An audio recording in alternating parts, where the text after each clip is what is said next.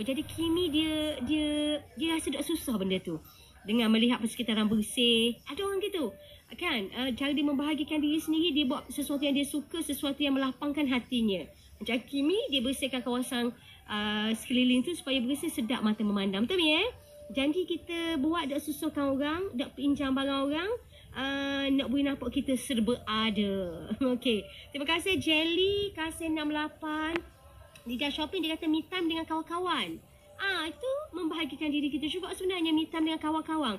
Kalau seorang pun pula, me time dengan kawan-kawan saya pergi main bowling, makan-makan, tengok wayang. Yang penting kita enjoy. Okey, beres-beres bahagia. Kita ada panggilan Hello, Assalamualaikum. Waalaikumsalam. Ya. Wawa desa betul Hello Apa ni dah Wawa? Hello, Assalamualaikum. Hello, Assalamualaikum. Hello. Ya, siapa dia yang Kak Cik ni? Nah ni. Siapa? Nah duduk mana Nah? Nah duduk ke tengah ni. Nah ke tengah, duduk ke tepi ke tengah ya. Okey, Nah. Ya. Macam mana pula Nah kata tu membahagikan